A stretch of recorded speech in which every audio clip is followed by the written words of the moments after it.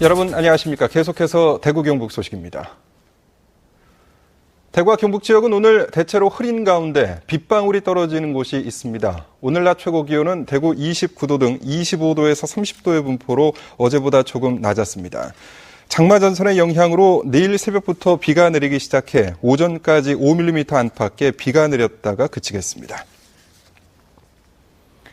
대구의료원이 설립 100주년을 맞았습니다. 짧지 않은 기간 지역 취약계층의 건강 지킴이 역할을 해왔는데요. 대구의료원 설립 100주년을 맞아서 우리 사회의 공공의료 현실을 짚어보겠습니다. 이태우 기자가 취재했습니다. 대구의료원은 지난 1914년 대구 남산동에 세워진 대구 부립 전염병 격리 병사를 뿌리로 삼고 있습니다.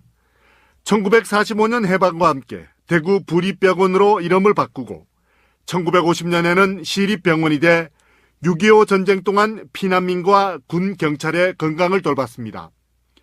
지금은 670병상 규모의 현대식 건물에 18개 진료과와 최신 의료 장비를 갖추고 지역 공공의료의 핵심 역할을 하고 있습니다. 이제 양극화가 점점 심해지는 사회에서 저소득층이나 어려 사각지대 취약계층을 돌보는 병원이 있어야 되고 그것의 중심 역할을 하는. 하지만 우리나라의 공공의료 현실은 부끄러운 수준입니다. 세금으로 의료비를 충당하는 나라는 공공의료가 90% 이상, 우리처럼 의료보험 제도를 활용하는 나라도 의료 기능의 절반을 공공부문이 맡지만 우리나라는 고작 8% 수준에 불과합니다. 공공부문이 돈으로 계산할 수 없는 어떤 사회적 편익을 주는 어떤 이런 부분들에 대해서는 이것을 착한 적자로 생각을 해가지고 그 부분을 메꿔줘야지.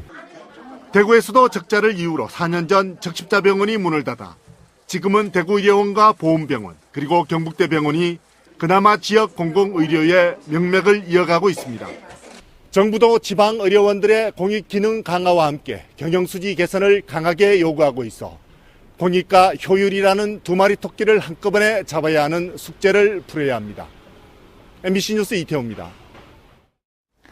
김무성 의원이 새누리당 대표로 선출됨에 따라서 전당대회를 앞둔 지난주 절반이 넘는 의원들이 서청원 의원 지지 입장을 밝혔던 대구 정치권은 김 대표와 관계 회복을 하고 제대로 된 목소리를 내면서 경쟁을 통해 힘을 키워야 할 것으로 보입니다.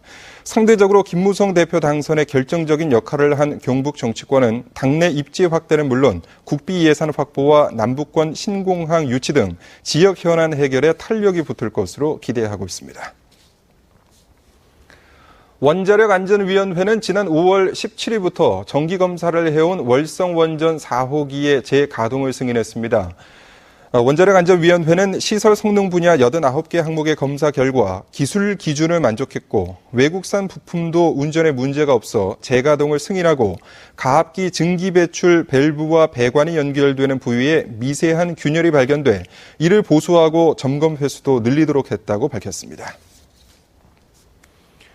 민선 6기가 출범했지만 대구시가 인사를 다음 달로 미루자 전국 공무노동조합 대구경북지역본부가 구군 통합 인사를 조속히 시행할 것을 촉구하고 나섰습니다.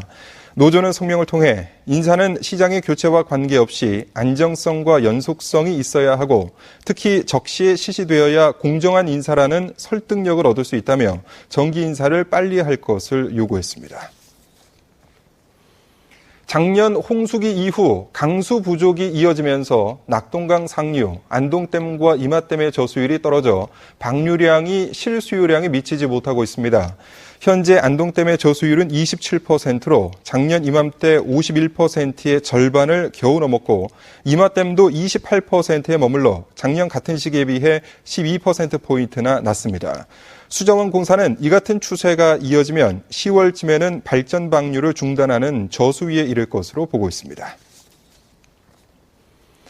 안동 기란천 취수대책위원회가 기란천 취수와 관련해 영천댐 도수로가 지나가는 각 보마다 취수구를 설치해서 기란천에 용수를 공급하고 성덕댐에서 공급하는 하루 56만 톤의 용수 중 절반은 기란천 유지에 사용하라고 요구했습니다.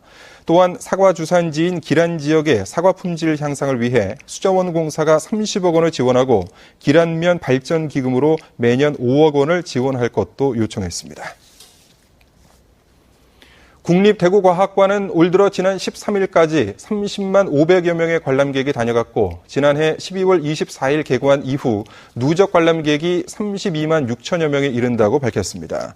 국립대구과학관은 여름방학을 맞아 특별 기획전인 내가 아는 로봇 체험전도 열 예정인 만큼 올해 목표인 관람객 60만 명 돌파가 가능할 것으로 기대하고 있습니다.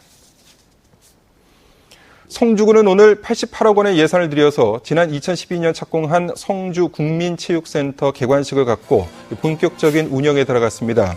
오늘 문을 연 성주 국민체육센터는 지하 1층, 지상 2층의 건물로 오늘부터 12일간 무료 이용 기간에 회원 가입을 할 수 있고 28일부터는 유료로 전환돼 운영됩니다. 대구백화점이 2대 주주와의 경영권 분쟁을 끝내기 위해서 최근 자사주 130만 주를 공개 매수하겠다고 밝혔는데 응모 주식수가 130만 주 이하이면 전부 매수하지 않겠다는 전제를 달아서 172만 주를 가진 CNH에 주식을 팔라는 신호를 보낸 것으로 풀이되고 있습니다. 이는 대구백화점 주식의 15.98%를 가진 2대 주주 CNH가 감사 선임을 요구하는 등 대구백화점 경영진과 마찰을 빚어왔기 때문입니다. 지금까지 대구 경북 소식이었습니다. 고맙습니다.